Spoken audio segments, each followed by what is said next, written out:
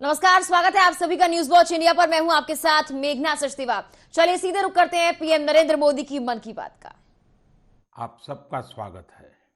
कुछ दिन पहले देश ने एक ऐसी उपलब्धि हासिल की है जो हम सभी को प्रेरणा देती है। भारत के सामर्थ्य के प्रति एक नया विश्वास जगाती है। आप लोग क्रिकेट के मैदान पर टीम इंडिया के किसी बैट्समैन की सेंचुरी सुनकर खुश होते होंगे, लेकिन भारत ने एक और मैदान में सेंचुरी लगाई है और वो बहुत विशेष है। इस महीने 5 तारीख को देश में यूनिकॉर्न की संख्या 100 के आंकड़े तक पहुंच गई है। और आपको तो पता ही है, एक यूनिकॉर्न यानी कम से कम 7,500 करोड़ रुपए का स्टार्टअप। इन यूनिकॉर्न्स का कुल वैल्यूएशन $330 बिलियन यानी 25 लाख करोड़ रुपयों से भी ज्यादा है। निश्चित रूप से ये बात हर भारतीय के लिए गर्व करने वाली बात है। आपको यह जानकर भी हैरानी होगी कि हमारे कुल यूनिकॉर्न में से 44 पिछले साल बने थे। इतना ही नहीं, इस वर्ष के 3-4 महीने में ही 14 और नए यूनिकॉर्न बन गए। इसका मतलब यह हुआ कि ग्लोबल पैंडेमिक के इस दौर में भी हमारे स्टार्टअप्स वेल्थ और वैल्यू क्रिएट करते रहे। इंडियन यूनिकॉर्न्स का average annual growth rate USA, UK और अन्य कई देशों से भी ज्यादा है। एनालिस्ट का तो ये भी कहना है कि आने वाले वर्षों में इस संख्या में तेज उछाल देखने को मिलेगी। एक अच्छी बात ये भी है कि हमारे यूनिकॉर्न्स डाइवर्सिफाइंग है। ये e commerce, fintech, edtech, biotech जैसे कई क्षेत्रों में काम कर रहे हैं। एक और बात जिसे मैं ज्यादा अहम मानता हूं वो ये है कि स्टार्टअप्स की दुनिया न्यू इंडिया की स्पिरिट को रिफ्लेक्ट कर रही है। आज भारत का स्टार्टअप इकोसिस्टम सिर्फ बड़े शहरों तक ही सीमित नहीं है। छोटे छोटे शहरों और कस्बों से भी एंटरप्रेन्योर सामने आ रहे हैं। इससे पता चलता है कि भारत में जिसके पास इनोवेटिव आइडिया है वो वेल्थ क्रिएट कर सकता है। साथियों, देश की इस सफलता के पीछे देश की युवा शक्ति, देश के टैलेंट और सरकार सभी मिलकर के प्रयास कर रहे हैं। हर किसी का योगदान है। लेकिन इसमें एक और बात महत्वपूर्ण है, वो है स्टार्टअप वर्ल्ड में राइट मेंटरिंग यानी सही मार्गदर्शन। एक अच्छा मेंटर स्टार्टअप को नई ऊंचाइयों तक ले जा सकता है। वह फाउंडर्स को राइट डिसीजन के लिए हर तरह से गाइड कर सकता है। मुझे इस बात का गर्व है कि भारत में ऐसे बहुत से मेंटर्स हैं जिन्होंने स्टार्टअप्स को आगे बढ़ाने के लिए खुद को समर्पित कर दिया है। श्रीधर वेम्बू जी को हाल ही में पद्म सम्मान मिला है। वह खुद एक सफल एंटरप्रेन्योर है, लेकिन अब उन्होंने दूसरे एंटरप्रेन्योर को ग्रूम करने का भी बीड़ा उठाया है। श्रीधर जी ने अपना काम ग्रामीण इलाके से शुरू किया है। वे ग्रामीण युवाओं को गांव में ही रहकर इस क्षेत्र में कुछ करने के लिए प्रोत्साहित कर रहे हैं। हमारे यहाँ मदन पड़ाकी जैसे लोग भी हैं जिन्होंने रूरल एंटरप्रेन्योर्स को बढ़ावा देने के लिए 2014 में वन ब्रिज नाम का प्लेटफॉर्म बनाया था। आज वन ब्रिज दक्षिण और पूर्वी भारत के 75 से अधिक जिलों में मौजूद है। इससे जुड़े 9,000 से अधिक रूरल एंटरप्रेन्योर्स ग्रामीण उपभोक्ताओं को अपनी सेवाएं उपलब्ध करा रहे हैं। मीरा शेनॉय जी भी ऐसी ही एक मिसाल है। वो रूरल, ट्राइबल और डिसेबल यूथ के लिए मार्केट लिंक स्किल ट्रेनिंग के क्षेत्र में उल्लेखनीय कार्य कर रही है। मैंने यहाँ तो कुछ ही नाम लिए हैं, लेकिन आज हमारे बीच मेंटर्स की कमी नहीं है। हमारे लिए यह बहुत प्रसन्नता की बात है कि स्टार्टअप्स के लिए आज देश में एक पूरा सपोर्ट सिस्टम तैयार हो रहा है। मुझे विश्वास है कि आने वाले समय में हमें भारत के स्टार्टअप वर्ल्ड के प्रगति की नई उड़ान देखने को मिलेगी। साथियों, कुछ दिनों पहले मुझे एक ऐसी इंटरेस्टिंग और अट्रैक्टिव चीज मिली जिसमें देशवासियों की क्रिएटिविटी और उनके आर्टिस्टिक टैलेंट का रंग भरा है। एक उपहार है जिसे तमिलनाडु के तंजावुर के एक सेल्फ हेल्प ग्रुप ने मुझे भेजा है। इस उपहार में भारतीयता की सुगंध है और मातृशक्ति के आशीर्वाद। मुझ पर उनके स्नेह की भी झलक है। यह एक स्पेशल तंजावुर डॉल है जिसे जीआई टैग भी मिला हुआ है। मैं तंजावुर सेल्फ हेल्प ग्रुप को विशेष धन्यवाद देता हूं कि उन्होंने मुझे स्थानीय संस्कृति में रचे बसे इस उपहार को भेजा। वैसे साथियों, ये तंजावुर डॉल जितनी खूबसूरत होती है, उतनी ही खूबसूरती से ये महिला सशक्तिकरण की नई गाथा भी लिख रही है। तंजावुर में महिलाओं के सेल्फ हेल्प ग्रुप्स के स्टोर और कियोस्क भी खुल रहे हैं। इसकी वजह से कितने ही गरीब परिवारों की जिंदगी बदल गई है। ऐसे कियोस्क और स्टोर्स की सहायता से महिलाएं अब अपने प्रोडक्ट ग्राहकों को सीधे बेच पा रही हैं। इस पहल को तारगईगल कई विनयी पोरुत्कल विरप्पनई अंगाड़ी नाम दिया गया है। खास बात यह है कि इस पहल से 22 सेल्फ हेल्प ग्रुप जुड़े हुए हैं। आपको ये भी जानकर अच्छा लगेगा कि महिला सेल्फ हेल्प ग्रुप्स, महिला स्वयं सहायता समूह के ये स्टोर तंजावुर में बहुत ही प्राइम लोकेशन पर खुले हैं। इनकी देखरेख की पूरी जिम्मेदारी भी महिलाएं उठा रही हैं। ये महिला self help group Thanjavur doll और ब्रोंज लैंप जैसे जीआई प्रोडक्ट के अलावा खिलौने, मेट और आर्टिफिशियल ज्वेलरी भी बनाते हैं। ऐसे स्टोर की वजह से जीआई प्रोडक्ट्स के साथ साथ हैंडीक्राफ्ट के प्रोडक्ट की बिक्री में भी काफी तेजी देखने को मिली है। इस मुहिम की वजह से न केवल कारीगरों को बढ़ावा मिला है, बल्कि महिलाओं की आमदनी बढ़ने से उनका सशक्तिकरण भी हो रहा है। मेरा मन की बात के श्रोताओं से भी एक आग्रह है, आप अपने क्षेत्रों में ये पता लगाएं कि कौन से महिला सेल्फ हेल्प ग्रुप काम कर रहे हैं। उनके प्रोडक्ट्स के बारे में भी आप जानकारी जुटाएं और ज्यादा से ज्यादा इन उत्पादों को उपयोग में लाएं। ऐसा करके आप सेल्फ हेल्प ग्रुप की आय बढ़ाने में तो मदद करेंगे ही, आत्मनिर्भर भारत अभियान को भी गति देंगे। साथियों, हमारे देश में कई सारी भाषाओं, लिपियां और बोलियों का समृद्ध खजाना है। अलग अलग क्षेत्रों में अलग अलग पहनावा, खान पान और संस्कृति, ये हमारी पहचान है।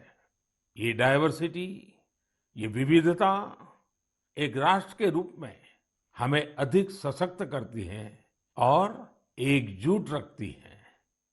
इसी से जुड़ा एक बेहद प्रेरक उदाहरण है एक बेटी कल्पना का, जिसे मैं आप सभी के साथ साझा करना चाहता हूँ।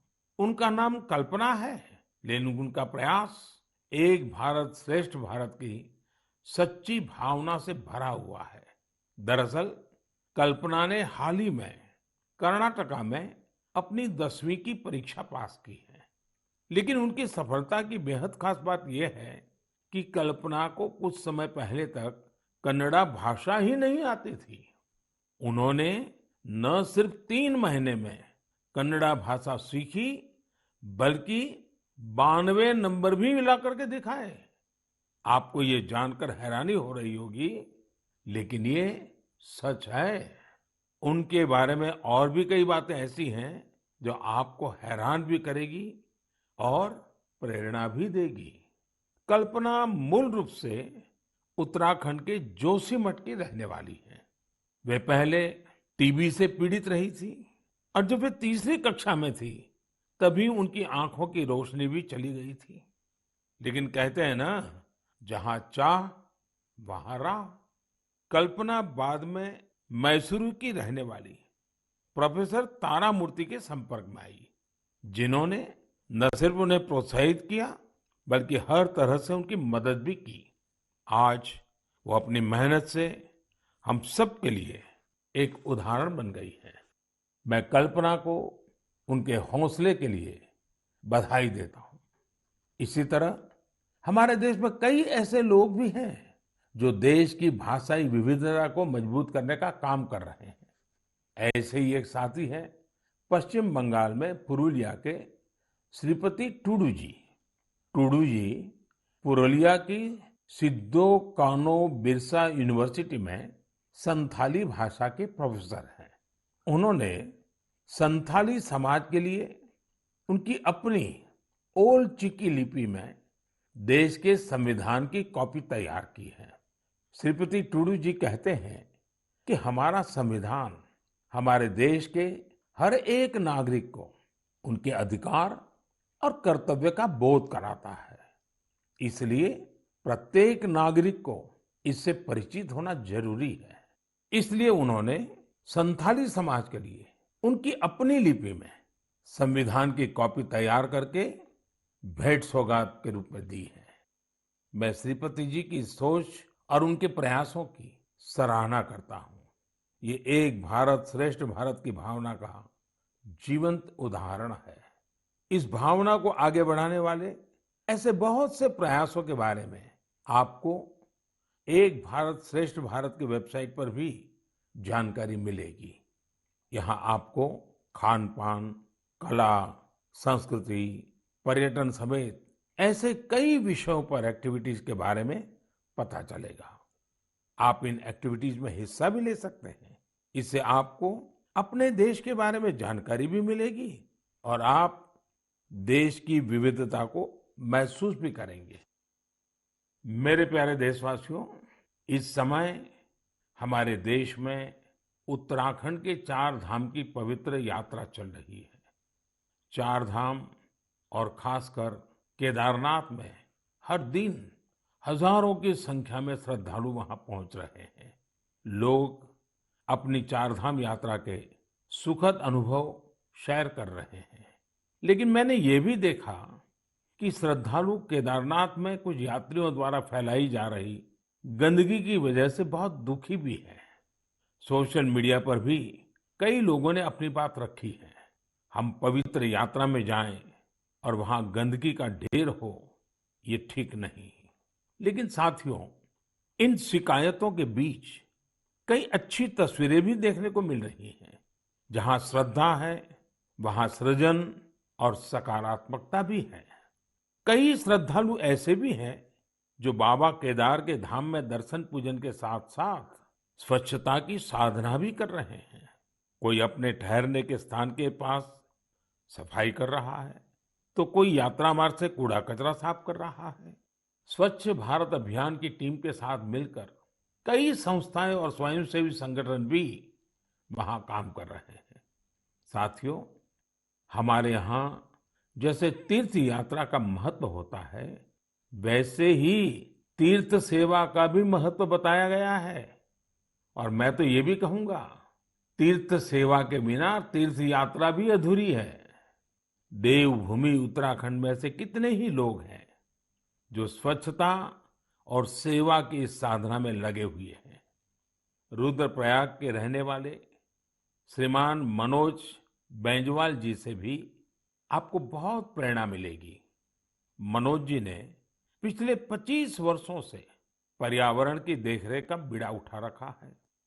वो स्वच्छता की मुहिम चलाने के साथ ही पवित्र स्थलों को प्लास्टिक मुक्त करने में भी जुटे रहते हैं।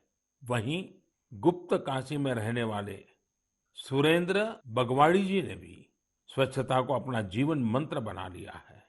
वो गुप्त काशी में नियमित रूप से सफाई कार्यक्रम चलाते हैं और मुझे पता चला है इस अभियान का नाम भी उन्होंने मन की बात रख लिया है। ऐसे ही देवर गांव की चंपा देवी जी पिछले 3 साल से अपने गांव की महिलाओं को कूड़ा प्रबंधन यानी वेस्ट मैनेजमेंट सिखा रही है। चंपा जी ने सैकड़ों पेड़ भी लगाए हैं और उन्होंने अपने परिश्रम से एक हरा भरा वन तैयार कर दिया है। साथियों, ऐसे ही लोगों के प्रयासों से देवभूमि और तीर्थों की वो दैवीय अनुभूति बनी हुई है, जिसे अनुभव करने के लिए हम वहां जाते हैं। इस देवत्व और आध्यात्मिकता को बनाए रखने की जिम्मेदारी हमारी भी तो है।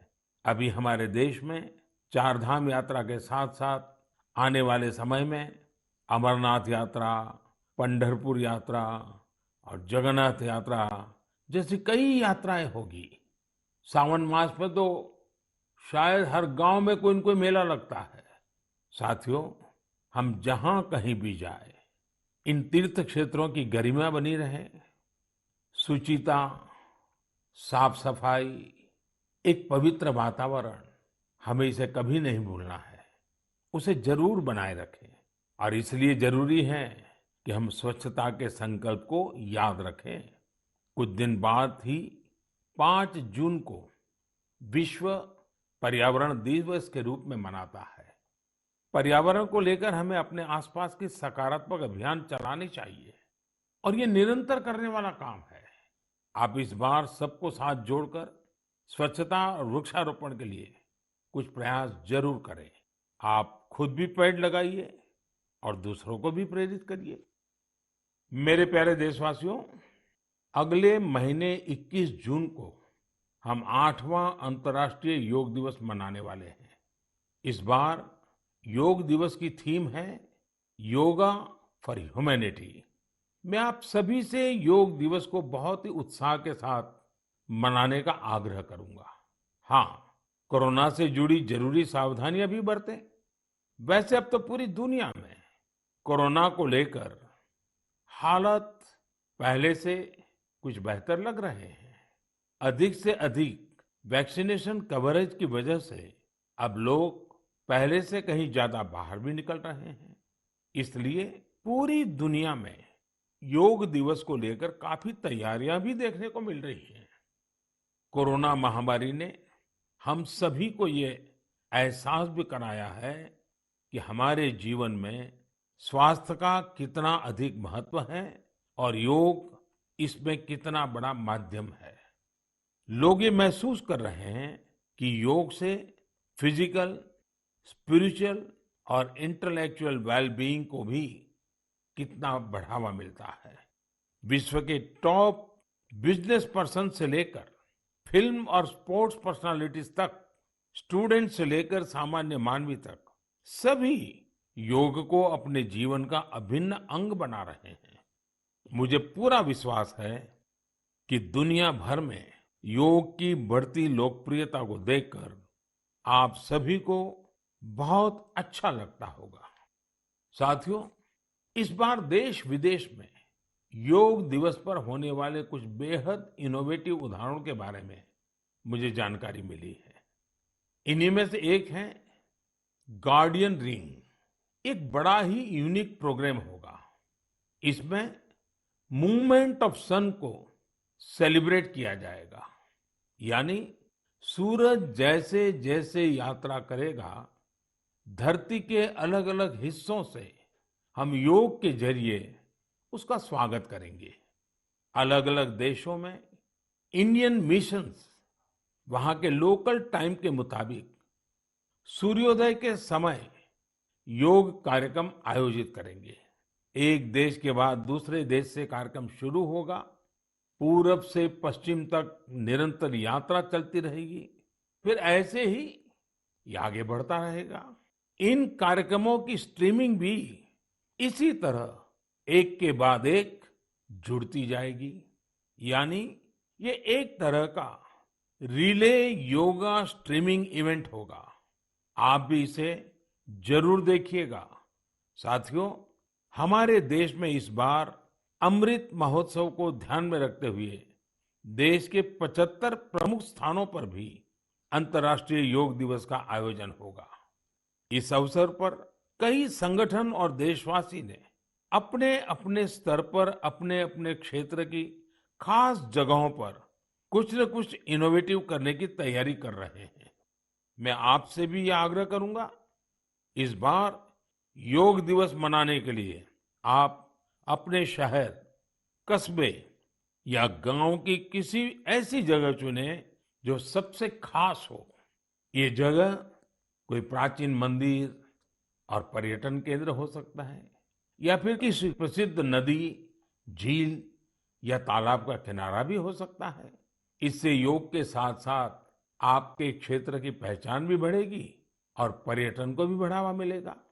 इस समय योग दिवस को लेकर 100 डे काउंटडाउन भी जारी है, या यूं कहें कि निजी और सामाजिक प्रयासों से जुड़े कार्यक्रम 3 महीने पहले ही शुरू हो चुके हैं। जैसा कि दिल्ली में 100वें दिन और 75वें दिन के काउंटडाउन प्रोग्राम्स हुए हैं, वहीं असम के शिवसागर में 50वें और हैदराबाद में 25वें काउंटडाउन इवेंट आयोजित किए गए। मैं चाहूंगा कि आप भी अपने यहाँ अभी से योग दिवस की तैयारियां शुरू कर दीजिए। ज्यादा से ज्यादा लोगों से मिलिए। हर किसी को योग दिवस के कार्यक्रम में जुड़ने के लिए आग्रह कीजिए, प्रेरित कीजिए। मुझे पूरा भरोसा है कि आप सभी योग दिवस में बढ़ चढ़ कर हिस्सा लेंगे, साथ ही योग को अपने दैनिक जीवन में भी अपनाएंगे। साथियों, कुछ दिन पहले मैं जापान गया था। अपने कई कार्यक्रमों के बीच मुझे कुछ शानदार शख्सियतों से मिलने का मौका मिला। मैं मन की बात में आपसे उनके बारे में चर्चा करना चाहता हूँ। वे लोग हैं तो जापान के, लेकिन भारत के प्रति इनमें गजब का लगाव और प्रेम है। इनमें से एक है हिरोशी कोइके जी, जो एक जाने माने आर्ट डायरेक्टर है। आपको ये जानकर बहुत ही खुशी होगी कि इन्होंने महाभारत प्रोजेक्ट को डायरेक्ट किया है। इस प्रोजेक्ट की शुरुआत कंबोडिया में हुई थी और पिछले 9 सालों से ये निरंतर जारी है। हिरोशी कोइके जी हर काम बहुत ही अलग तरीके से करते हैं। वे हर साल एशिया के किसी देश की यात्रा करते हैं और वहां लोकल आर्टिस्ट और म्यूजिशियंस के साथ महाभारत के कुछ हिस्सों को प्रोड्यूस करते हैं। इस प्रोजेक्ट के माध्यम से उन्होंने इंडिया, कंबोडिया और इंडोनेशिया सहित 9 देशों में प्रोडक्शन किए हैं और स्टेज परफॉर्मेंस भी दी है। हिरोशी कोइके जी उन कलाकारों को एक साथ लाते हैं जिनका क्लासिकल और ट्रेडिशनल एशियन परफॉर्मिंग आर्ट्स में डाइवर्स बैकग्राउंड रहा है। इस वजह से उनके काम में विविध रंग देखने को मिलते हैं। इंडोनेशिया, थाईलैंड, मलेशिया और जापान के परफॉर्मर्स जावा नृत्य, बाली नृत्य, थाई नृत्य के जरिए इसे और आकर्षक बना देते हैं। खास बात यह है कि इसमें प्रत्येक परफॉर्मर अपनी ही मातृभाषा में बोलता है और कोरियोग्राफी बहुत ही खूबसूरती से इस विविधता को प्रदर्शित करती है। और म्यूजिक की डाइवर्सिटी इस प्रोडक्शन को और जीवंत बना देती है। उनका उद्देश्य इस बात को सामने लाना है कि हमारे समाज में डाइवर्सिटी और कोएग्जिस्टेंस का क्या महत्व है और शांति का रूप वास्तव में कैसा होना चाहिए। इनके अलावा मैं जापान में जिन अन्य 2 लोगों से मिला, वे हैं आत्सुशी मात्सुओ जी और केंजी योशी जी। ये दोनों ही टेम प्रोडक्शन कंपनी से जुड़े हैं। इस कंपनी का संबंध रामायण की उस जापानीज एनिमेशन फिल्म से है जो 1993 में रिलीज हुई थी। यह प्रोजेक्ट जापान के बहुत ही मशहूर फिल्म डायरेक्टर युगो साकोजी से जुड़ा हुआ था। करीब 40 साल पहले 1983 में उन्हें पहली बार रामायण के बारे में पता चला था। रामायण उनके हृदय को छू गई, जिसके बाद उन्होंने इस पर गहराई से रिसर्च शुरू कर दी। इतना ही नहीं, उन्होंने जापानी भाषा में रामायण के 10 वर्जन्स पढ़ डाले और वो इतने पर ही नहीं रुके, वे इसे एनिमेशन में भी उतारना चाहते थे। इसमें इंडियन एनिमेटर्स ने भी उनकी काफी मदद की। उन्हें फिल्म में दिखाए गए भारतीय रीति रिवाजों और परंपराओं के बारे में गाइड किया गया। उन्हें बताया गया कि भारत में लोग धोती कैसे पहनते हैं, साड़ी कैसे पहनते हैं, बाल कैसे बनाते हैं, बच्चे परिवार के अंदर एक दूसरे का मान सम्मान कैसे करते हैं, आशीर्वाद की परंपरा क्या होती है, प्रातः उठ करके अपने घर के जो सीनियर है उनको प्रणाम करना, उनके आशीर्वाद लेना, ये सारी बातें अब 30 सालों के बाद यह एनिमेशन फिल्म फिर से 4K में रीमास्टर की जा रही है। इस प्रोजेक्ट के जल्द ही पूरा होने की संभावना है। हमसे हजारों किलोमीटर दूर जापान में बैठे लोग जो न हमारी भाषा जानते हैं, जो न हमारी परंपराओं के बारे में उतना जानते हैं, उनका हमारी संस्कृति के लिए समर्पण, ये श्रद्धा, ये आदर बहुत ही प्रशंसनीय है। कौन हिंदुस्तानी इस पर गर्व नहीं करेगा। मेरे प्यारे देशवासियों, स्व से ऊपर उठकर समाज की सेवा का मंत्र, सेल्फ फॉर सोसाइटी का मंत्र हमारे संस्कारों का हिस्सा है। हमारे देश में अनगिनत लोग इस मंत्र को अपना जीवन ध्येय बनाए हुए हैं। मुझे आंध्र प्रदेश में मरकापुरम में रहने वाले एक साथी राम भूपाल रेड्डी जी के बारे में जानकारी मिली। आप जानकर हैरान रह जाएंगे कि राम भूपाल रेड्डी जी ने रिटायरमेंट के बाद मिलने वाली अपनी सारी कमाई बेटियों की शिक्षा के लिए दान कर दी है।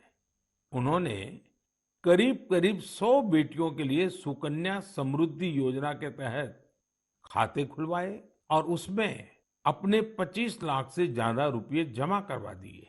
ऐसे ही सेवा का एक और उदाहरण यूपी में आगरा के कचौरे गांव का है। काफी साल से इस गांव में मीठे पानी की किल्लत थी। इस बीच गांव के एक किसान कुंवर सिंह को गांव से 6-7 किलोमीटर दूर अपने खेत में मीठा पानी मिल गया। ये उनके लिए बहुत खुशी की बात थी। उन्होंने सोचा क्यों न इस पानी से बाकी सभी गांववासियों की भी सेवा की जाए। लेकिन खेत से गांव तक पानी ले जाने के लिए 30-32 लाख रुपए चाहिए थे। कुछ समय बाद कुंवर सिंह के छोटे भाई श्याम सिंह सेना से रिटायर होकर गांव आए तो उन्हें ये बात पता चली। उन्होंने रिटायरमेंट पर मिली अपनी सारी धनराशि इस काम के लिए सौंप दी और खेत से गांव तक पाइपलाइन बिछाकर गांव वालों के लिए मीठा पानी पहुंचाया। अगर लगन हो, अपने कर्तव्यों के प्रति गंभीरता हो, तो एक व्यक्ति भी कैसे पूरे समाज का भविष्य बदल सकता है, ये प्रयास इसकी बड़ी प्रेरणा है। हम कर्तव्य पथ पर चलते हुए ही समाज को सशक्त कर सकते हैं, देश को सशक्त कर सकते हैं। आजादी के इस अमृत महोत्सव में यही हमारा संकल्प होना चाहिए और यही हमारी साधना भी होनी चाहिए, और जिसका एक ही मार्ग है, कर्तव्य, कर्तव्य और कर्तव्य। मेरे प्यारे देशवासियों, आज मन की बात में हमने समाज से जुड़े कई महत्वपूर्ण विषयों पर चर्चा की। आप सब अलग अलग विषयों से जुड़े महत्वपूर्ण सुझाव मुझे भेजते हैं और उन्हीं के आधार पर हमारी चर्चा आगे बढ़ती है। मन की बात के अगले संस्करण के लिए अपने सुझाव भेजना भी मत भूलिएगा। इस समय आजादी के अमृत महोत्सव से जुड़े जो कार्यक्रम चल रहे हैं, जिन आयोजन में आप शामिल हो रहे हैं, उनके बारे में भी मुझे जरूर बताइए। नमो ऐप और माय गॉव पर मुझे आपके सुझावों का इंतजार रहेगा। अगली बार हम एक बार फिर मिलेंगे, फिर से देशवासियों से जुड़े ऐसे ही विषयों पर बातें करेंगे। आप अपना ख्याल रखिए और अपने आसपास सभी जीव जंतुओं का भी ख्याल रखिए। गर्मियों के इस मौसम में आप पशु पक्षियों के लिए खाना पानी देने का अपना मानवीय दायित्व भी निभाते रहें, ये जरूर याद रखिएगा। तब तक के लिए बहुत बहुत धन्यवाद।